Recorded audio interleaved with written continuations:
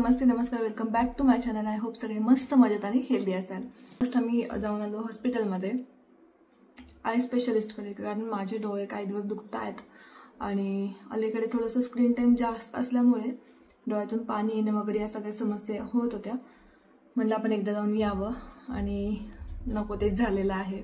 डोळ्यांना नंबर आहे असं ते बोलले मला मॅडम, पण मशीन वेगळं दाखवते आणि असं काहीतरी समथिंग बोलला की वेगवेगळा नंबर दिसतोय। सो एक लिक्विड असेल त्याच्या डोळ्यात टाकून, आता ज्यांना नंबर लागला असेल, ज्यांना याबद्दल माहीत असेल त्यांना आता सोडून बाकी सगळ्यांना सांगते की डोळ्यामध्ये एक लिक्विड टाकतात की ज्याच्यामुळे मग अर्धा तास मला तिथे बसावे लागेल, त्यानंतर 4 तास मला असं ब्लर ब्लर दिसेल।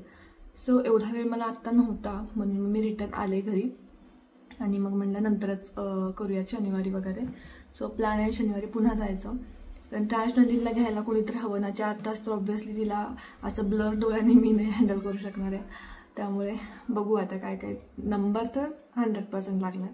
तर यस, आता ते झालं। तिथनं राजनंदिनीच्या डॉक्टरांकडे जाऊन आलो, पुन्हा एकदा म्हणलं चेकअप वगैरे फायनल करूयात। मग आता आहे व्यवस्थित, तिला पण काय खायचं काय नाही खायचं, प्लस फिडिंग वगैरे स्टॉप करायला सांगितलं आहे। या सगळ्या गोष्टीच्या चर्चा करून आम्ही आता आलो घरी आणि राजनंदिनी झोपली आता। सॅटर्डेला ना एक इव्हेंट आहे वुमेन्स डेचा, त्याच्यासाठी मला जायचं आहे। पण त्याआधी आयब्रोज वगैरे काहीच केलेलं नाही, मी तुम्हाला दिसत असेलच, तर ते सगळं करायचं आहे। आणि मेन नखांना जरा मस्त शेप द्यावा म्हणलं, माझ्याकडे एक नेल अँड ड्रीम पॉलिशर आहे, सो त्यानंच करायचं आहे। तर आता आधी ते करून घेते, संध्याकाळी बाहेर जाणार आहे आणि त्यानंतर मग बाकी सगळ्या गोष्टी। त्याच्या आधी नखांचं काम करून घेऊयात। हे आहे Agaro nail drill and polisher 8-in-1 manicure and pedicure kit.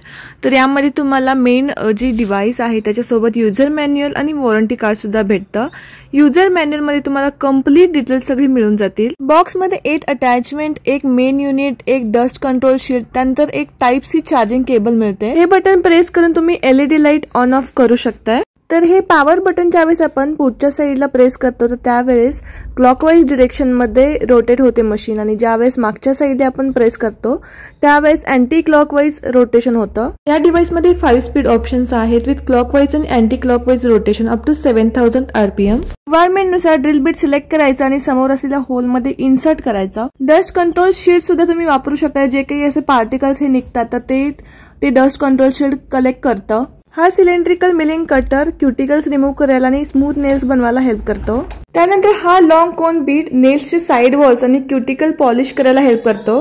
तुमच्या नखांना जर तुम्हाला कर्व्स द्यायचे असतील किंवा कॉर्नर्स फील करायचे असतील तर हा निडल बीट तुम्ही वापरू शकता। हे डिव्हाइस वापरायला खूप सोपा आहे।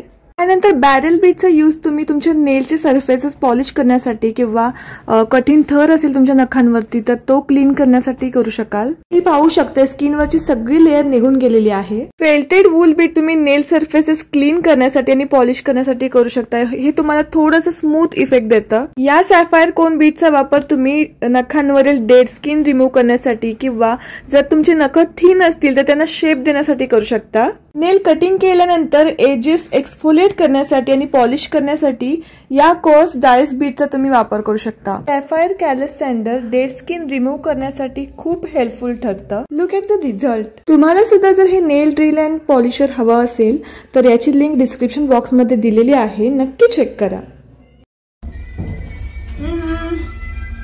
आमची राजनंदिनी आणि मी चाललोय आता बाहेर, थोडी शॉपिंग पण आहे, काही काम आहेत त्यासाठी। तिच्या बाबांच्याकडे जाणार आहे, तिथून आम्ही एकत्र येणार घरी।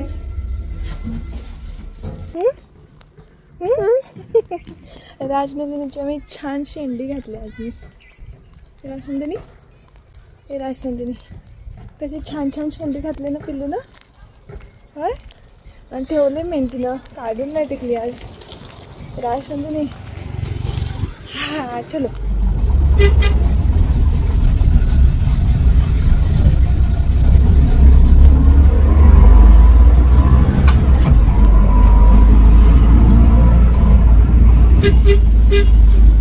तर मी गेले होते झुडिओच्या इथे आणि नरेंद्रनं तिथे बोलून घेतलं। वातावरण छान झालं होतं, संध्याकाळची वेळ होती, त्यामुळे आमचा थोडासा जोक चालू होता की लाईट इफेक्टमुळे चेहरा कसा दिसतो त्याच्यावरून। तर त्यानंतर मग गेलो झुडिओच्या आतमध्ये। मी बरेचसे काय म्हणजे मला जे जे आवडत जातील ते पीसेस सगळे उचलत होते आणि मग ट्रायल करून त्यातला जो आवडेल तो घ्यायचा असं ठरलं होतं माझं। आणि हा एक ड्रेस मला खूप छान भेटला तिथे. म्हटलं की आधी ट्राय करून बघूयात कसा वाटतो. तर त्यानंतर मला थोडंसं कॅज्युअल टाईपमध्ये काहीतरी हवं होतं, पॅन्ट आणि टॉप्स वगैरे. सो मी हे घेतले होते त्यातले आणि फ्रेश वाटत होतं एकदम. तर ट्राय करूयात म्हणलं, बघूया त्यातला एखादा आवडेल तर मग घ्यायचा.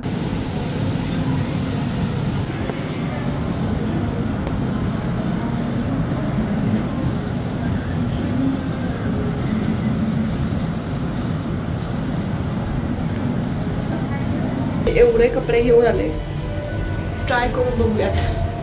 तर या ड्रेसचं मटेरियल छान वाटलं मला आणि मला सुद्धा व्यवस्थित दिसत होता चांगला, म्हणून मग घ्यायचं ठरवलं. आणि बाकीचे जे मी ट्राय केले ना, तर त्याच्यामध्ये ते तिथे ना खूप छान मस्त कलर ते कॉम्बिनेशन वाटत होतं. पण प्रॉब्लेम असं झालं की त्याची हा ड्रेसचं म्हणते मी की स्टाईल मॅच होते की नाही असं मला थोडंसं वाटत होतं, म्हणून मग कॅन्सल केलं मी. काय मँगो लस्सी काय पाहिजे बा, काय घेऊयात, काय मँगो लस्सी, सारखं मँगो लस्सीवरच हात ठेवायला लागले. काय काय घेऊयात, कुठे पण ठेवू नकोस, पडेल तिथं नको ठेवूस, पडेल ना. काय घ्यायचं हां, राजनंदिनीची छान शेंडी घातली असती, हे लक्षात नाही आलं शेंडी घातली. आता होळी, त्यानंतर गुढीपाडवा असे बरेचसे सण आता इथून पुढे येतात आणि मेन आपल्याकडे समई वगैरे घरी असलीच पाहिजेत. माझ्याकडे एकच समई होती, कारण लग्नाच्या वेळेस ना 2 समई होत्या, त्यातली एक चुकून मम्मीच्या हातातून पडून तुटली, कारण मम्मीच घसरून पडली होती, त्यामुळे तिच्या हातातून ती पडून तुटली होती आणि ती मला पुन्हा सापडलीच नाही जी होती ती समई. मग एकच होती इतकी वर्ष, पण आता विचार केला की आपण घेऊयात नवीन. पण ही थोडीशी हलकी वाटायला लागली मला समई. म्हणलं घेतली तर चांगलीच घेऊया, कारण आपण कायमस्वरूपीसाठी एकदाच घेतो.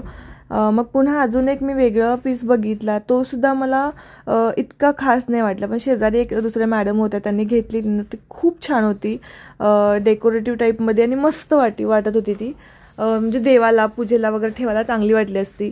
सो मी कॅन्सल केली, म्हटलं की पुन्हा घेऊयात.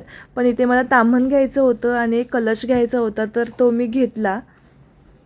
तर माझा ट्रायपॉड जो होता तो पडून खराब झाला आहे, त्याचे 2 तुकडे छानपैकी झाले जे की जोडू नाही शकत आहे, त्यामुळे फायनली हा जो होता, ॲक्च्युली ह्याचा काय प्रॉब्लेम आहे की हा खूप याला हे सगळं करा, मग हे प्रत्येक एक खोला असं होतं, मला खूप कंटाळा यायचा ते करायला, म्हणून मग मी तो दुसरा आणला होता जो एकाच ह्याच्यामध्ये आपण ओपन करू शकतो.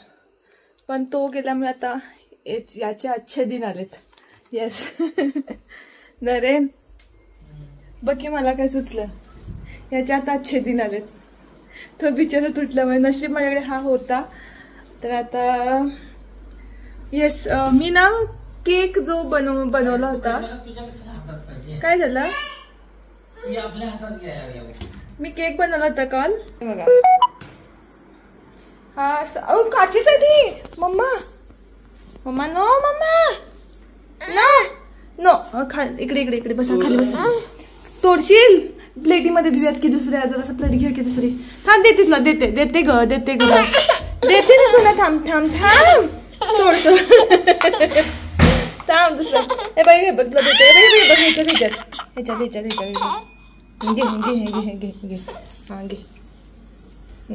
घे. राजनंदिनीला हा केक इतका आवडलाय. राजनंदिनीला तो केक खूप जास्त आवडला आणि सारखं मी इथे काय केलं होतं, डब्यात भरून ठेवला होता ना, तर ती सारखं मला तिथे घेऊन यायची आणि दे म्हणायची केक, रव्यापासून बनवलेला. आणि मी इंस्टाग्रामला स्टोरीला टाकलेला, मग मला खूप जणींनी मेसेज केलाय की ताई रेसिपी सांग. सो आता मी त्याची रेसिपी पण शूट करते. तर सुद्धा मम्मी येणार आहे तिला चेकअपसाठी, त्यामुळे मग तिला पण खायला देता येईल मला. तर करून घेऊयात.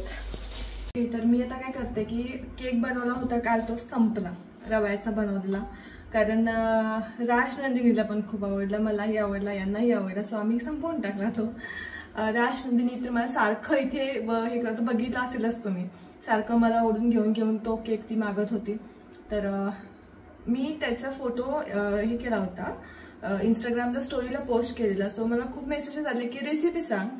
तर चला क्विक मध्ये दाखवते रेसिपी तुम्हाला. तर इथे बघा, सॉरी इथे ना वेळी ठेवली मी, चुकून मला हात लागला असता. कारण मोदक पण करणार आहे मी उद्या, विनू पण येतोय, म्हणलं मोदक पण बनवून ठेवावेत. तर इथे हा 1 वाटी मी जास्त असं राशनांदिनी खेळते सो मी तिकडे बघते. तर मी जास्त असं इन्ग्रेडियंट्स वगैरे सगळे वेगवेगळे दाखवून असं काही दाखवणार नाही, शॉर्टकट मध्ये दाखवते. तर मेजरमेंट सांगते तुम्हाला जे काय असेल त्या. तर 1 बाउल आहे, तुम्ही वाटी काहीही घ्या. तर सेम हे 1 बाउल आहे ना, तर एवढं मी हा रवा घेतला, तर तो आधी मिक्सर मध्ये बारीक करून घेते. राशनंदिनी मिक्सर खराब झालाय सो असं प्लेट्स वापरायला लागतात मला. तर मिक्सर मधून मी आता त्याची ऑलमोस्ट थोडस असं दाणेदार लागेल. काय बाळा, दाणेदार असं लागेल हा रवा. तर बारीक करून घेतलाय, तो एका बाउल मध्ये काढून घेते.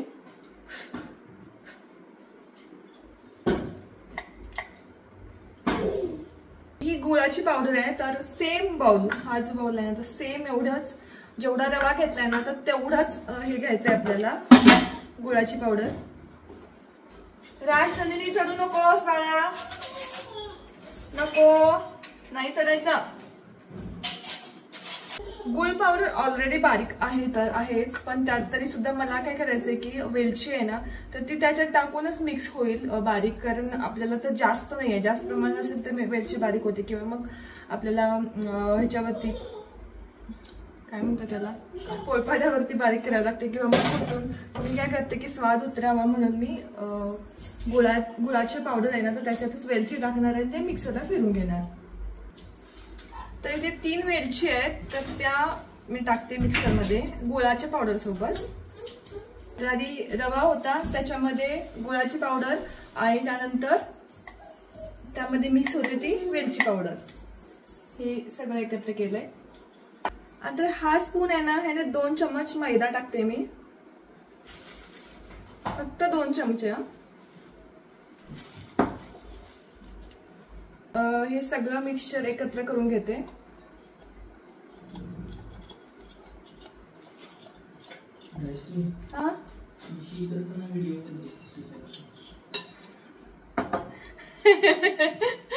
मला नरेंद्र म्हणतात राजश्री मी शी करताना व्हिडिओ कर. नरेंद्र शी करताना व्हिडिओ करायचा. नरेंद्र खूप काय तुम्ही, नरेंद्र खरंच मला खूप मदत करतात. म्हणजे खरं सांगायचं तर राशनंदिनीचं म्हणजे ते घरी असले ना, तर मला तिचं हे क्लिनिंग विनिंगचं म्हणजे काय करायची गरज पडत नाही, ते स्वतःहून करतात. त्यांना सांगायला पण गरज पडत नाही कुठल्याही गोष्टीची. ते कंटाळतही नाहीत कधीच, कधीच कंटाळी ना आजपर्यंत कधी नाही. तिची तर खूप काळजी घेतात.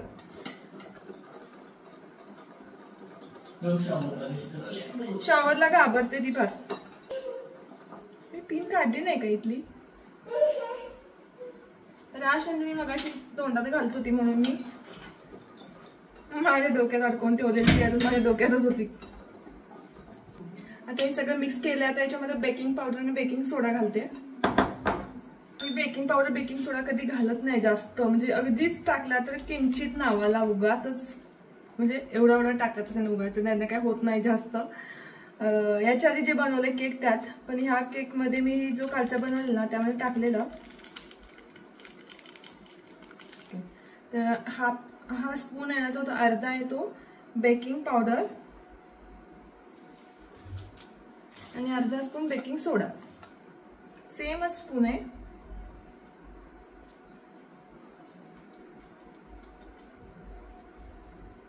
हे बघा बेकिंग सोडा. इसेन्स कोणताही घालणार नाही, कारण वेलची पावडर घातली आहे त्याच्यामध्ये ऑलरेडी. राशनंदिनीला पेन दिला ना, ती पूर्ण बॉडीवरती पण सगळा पेन फिरून घेते. बेकिंग पावडर आणि बेकिंग सोडा जो याच्यामध्ये टाकलेला तर तो सुद्धा मिक्स करते मी आता. जे काही क्लटर सगळं दिसत असेल ना त्याला इग्नोर करा. आधी सांगून मी तुमचं लक्ष वेधून घेते गुरक त्याच्याकडे.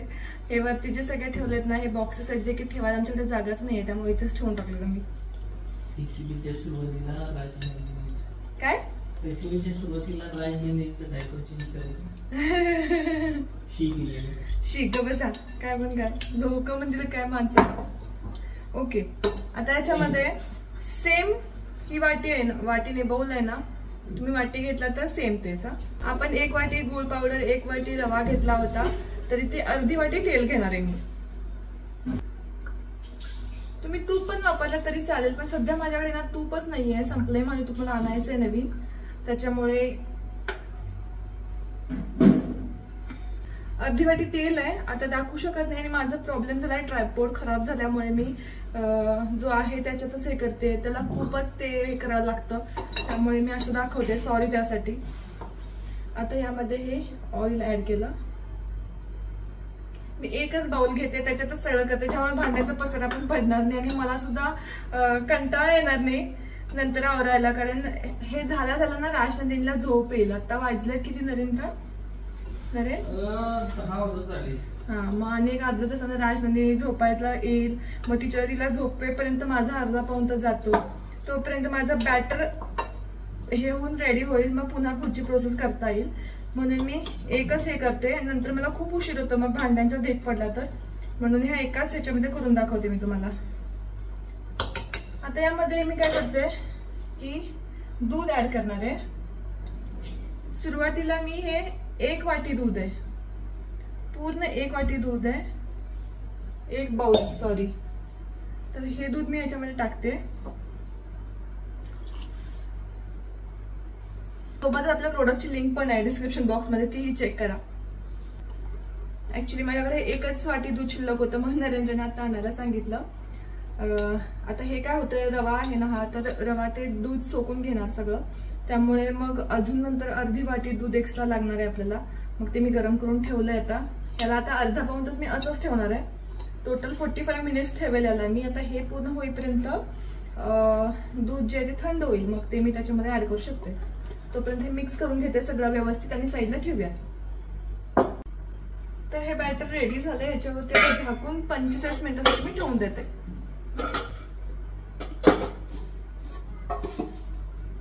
आणि तोपर्यंत आता मोदक करायचे तरी पटापट बनवते, ते काही मी दाखवत नाही आता म्हणजे बनवताना. So stay tune. 45 मिनिटांनी बॅटर असं रेडी झालं होतं आणि इथे मी ॲक्च्युली भांड्यामध्ये करणार आहे जो केक आहे तो. तर या बॅटरमध्ये ना आता थिकनेस असल्यामुळे थोडंसं अजून दूध ॲड करते. अर्धी वाटी दूध मी यामध्ये पुन्हा ॲड केलं आणि पुन्हा सगळं मिश्रण एकजीव करून घेतलं. ज्या भांड्यामध्ये केक बनवायचा होता ते 5 मिनिटं ऑलरेडी प्रीहीट करून ठेवलं होतं. त्यानंतर मग केकचं सुद्धा त्यामध्ये मी टीन ठेवून दिलं. 16 ते 17 मिनिटांमध्ये हा केक रेडी होतो आणि बघू शकता किती छान झाला होता. नेक्स्ट डे मॉर्निंगला मी हा केक कट केला होता आणि बघू शकता टेक्स्चर सुद्धा कसलं भारी आलंय आणि गूळ घातल्यामुळे हा कलर वेगळा दिसतोय, पण खूप टेस्टी झाला होता केक. तुम्हाला वाटेल हा काय लुक केला राजश्रीने, तर मी आज एका इव्हेंटला गेले होते वुमेन्स डे निमित्त, त्यामुळे माझे हे हेअर असे झालेले आहेत. मी वेणी घातली होती, वेणी नाही सॉरी हेअरस्टाईल केली होती, त्यामुळे माझे केस हे कर्ली कधी झाले होते. मला ते आवडायला लागले, छान वाटायला लागले ते वेगळं काहीतरी. आणि बुक्कट जीव प्राजक्ता इंस्टाग्रामवरती असाल तुम्ही तर सर्च करून पहा. ती नेहमी इव्हेंट ऑर्गनाईज करत असते आणि मी मागच्या पण एका म्युझिकल नाईटला गेले होते तिच्या इव्हेंटला आणि मग यावेळेस तिने वुमेन्स डे निमित्त एक ऑर्गनाईज केलं होतं. मला आधी वाटलं की वुमेन्स डे म्हणजे सगळे वुमेन्स असतील, बट नाही, जेंट्स पण होते आणि खूप छान इव्हेंट झाला. मी जास्त काही शूट नाही केलं, 1-2 क्लिप्स असतील तर त्या शेअर करते तुमच्याशी. मी एन्जॉय केला फुल. मला आज वुमेन्स डे आहे, आज फुल एन्जॉय करायचा. नरेंद्र आणि राजनंदिनी पण सोबत आलेले. नरेंद्र आधी असं विचार केला की राजनंदिनीला पण घेऊन जावं, पण मग मलाही काहीच एन्जॉय करता येणार नाही आणि बाकीच्यांना पण प्रॉब्लेम होऊ शकतो तिथे एन्जॉय करताना. म्हणून मग मी, कारण राजनंदिनी रडायला लागली काय झालं तर मग सगळेच डिस्टर्ब होतील. मग नरेंद्र राजनंदिनीला घेऊन गेले गार्डनला, महावीर गार्डनच्या इथे. मग ती तिथे खूप खेळली. त्यानंतर मग नरेंद्रला म्हटलं की जास्त वेळ नको, कारण डास वगैरे असतील तिथे गार्डनमध्ये तर प्रॉब्लेम होणार ना. मग ऑफिसवरती त्यांच्या गेले, जवळच ऑफिस होतं त्या हॉटेलच्या, सो तिथे गेले आणि ती छान मस्त निवांत तिथे खेळली, त्यामुळे मला काही टेन्शन नव्हतं. मग मी पण तिथे खूप एन्जॉय केलं सगळ्यांसोबत. गेम्स खेळलो आम्ही, डमशेरास, त्यानंतर ते फुग्यांचं पण, असे वेगवेगळे गेम्स होते, तर ते पण मी खूप एन्जॉय केले सगळ्यांनी. मेन माझ्या कम्फर्ट झोनमधून बाहेर येण्यासाठी खूप फायदा झाला मला याचा. मी बुक केली सीट तिने अनाऊन्स केल्यानंतर, पण त्याच्यानंतर असं वाटायला लागलं की अरे नको यार, काय करूयात. परत आमच्या बिल्डिंगमधल्या पण लेडीज जाणार होत्या, तर मला असं वाटायला लागलं मी यांच्यासोबतच जाऊ का, असंही वाटायला लागलं. पण पुन्हा वाटायला लागलं की या सगळ्यांची तर माझी ओळख आहेच, पण जे नवीन लोक आहेत अनोळखी, त्यांच्यात म्हणजे मी मिक्स कधी होणार, मला तो त्या माझ्या कम्फर्ट झोनमधून मी बाहेर कधी पडणार असं वाटायला लागलं. म्हणलं की नाही राजश्री, तुला जायला लागेल. परत आज सकाळी परत फील व्हायला लागलं मला की यार नको, कॅन्सल करूयात का. पण पुन्हा वाटलं की नाही, तुला जायला लागेल. जर तुला तुझ्या कम्फर्ट झोनमधून बाहेर पडायचं असेल तर तुला जायलाच लागेल. सो मी धाडस करून गेले. तिथे गेला पण खूप जण होते, पण सगळ्यांमध्ये मी लगेच मिक्स नाही झाले, साईडलाच बसले होते. पण जे सगळे आले होते ना, तर सगळ्यांनी मला छान मिक्स करून घेतलं त्यांच्यासोबत. आणि सगळेजण छान बसलो, काय काय खायला वगैरे होतं ते खाल्लं, डान्स केला, खूप एन्जॉय केलं सगळ्यांनी. तर खरंच असे इव्हेंट्स ना, जर तुम्हाला कधी असं भेटलंय जॉईन करायला तर नक्की करा. नवीन लोकांसोबत जोडायला आणि त्यांच्याशी बोलायला पण खूप छान वाटतं. आणि आपण आपलं थोडं कॉन्फिडन्स वाढतो यार. मला थोडासा आता कॉन्फिडन्स वाढायला लागलाय. नरेंद्र पण मला म्हणलं की, मी म्हणत होते की नरेंद्र काय करू काय नको, नरेंद्र म्हणले की नाही जा, काय नाही होत, नवीन लोकांच्या ओळखी करून घे वगैरे. तर येस, मिशन सक्सेसफुल. तर उद्या माझ्या ज्या बाकीच्या फ्रेंड्स आहेत कॉलेजमधल्या वगैरे अशा सगळ्या, तर त्यांचा परत त्यांनी आज एक ग्रुप क्रिएट केला की अरे जायचं आहे उद्या संध्याकाळी. सो उद्या संध्याकाळी पण जाणार आहे मी. असं वुमेन्स डे खूप छान छान सेलिब्रेट व्हायला लागला आहे. बाकी तुम्हाला सगळ्यांना वुमेन्स डेच्या लेट नाही येतोय आय नो, पण तुम्हाला सगळ्यांना वुमेन्स डेचे प्रत्येक डे वुमेन्स डे असला पाहिजेत आणि असतोच आपला. सो तुम्हाला सगळ्यांना या दिवसाच्या खूप साऱ्या शुभेच्छा. देव तुम्हाला खूप शक्ती देऊ देत. तुमचे जे काही प्रॉब्लेम्स असतील आयुष्यातले ते सगळे दूर निघून जाऊन देत. आणि तुम्हाला जे काही तुमच्या आयुष्यात करायचं आहे ते सगळं तुम्ही करावं अशी माझी इच्छा आहे. तर येस, तुम्हाला काय वाटतं, आपण एखादा असं काही तर प्लॅन करूयात का? एखादं म्हणजे आता मोस्टली बाहेरच्या लोकांना तर जमणार नाहीच आहे. सो कोल्हापूरमधले जे कोणी असतील तर त्यांच्यासाठी आपण एखादा असा इव्हेंट इथे किंवा एखादी ट्रिप छोटीशी जवळपास कुठेतरी, म्हणजे सगळे अनोळखी लोक आपण छान एन्जॉय करायचं. काय वाटते तुम्हाला नक्की सांगा मला कमेंट सेक्शनमध्ये. तुम्हाला आवडेल का? आता लगेच तर नाही जमणार, म्हणजे मला वाटतं मार्च एंडपर्यंत नाही जमणार, एप्रिलमध्ये वगैरे आपण प्लॅन करू शकतो छानसं काहीतरी. सो मला नक्की कमेंट सेक्शनमध्ये सांगा तुम्हाला आवडेल का. तर चला, आता जस्ट येऊन मी क्लीन वगैरे केलं फेस, थोडंसं मेकअप वगैरे काय केलं नव्हतं मी, उगाच काय तर थोडंसं लावलं होतं तर ते क्लीन करून घेतलं. आता रॅश नंदिनी आता आहे, खेळती आहे, तर तिच्यासोबत जाऊन मी आता माझा टाईम स्पेंड करते. अजून खूप भारी गोष्टी तुमच्याशी शेअर करायची, पण ती वेळ आल्यावरती. मी पण खूप जास्त एक्साइटेड आहे. सो स्टे ट्यून, आणि लवकरच एक खूप छान न्यूज पण तुम्हाला देणार आहे मी. तर चला, आय होप तुम्हाला हा व्हिडिओ आवडला असेल तर लाईक शेअर कॉमेंट करा, चॅनलला सबस्क्राईब करा. भेटूयात नेक्स्ट व्हिडिओमध्ये. बाय.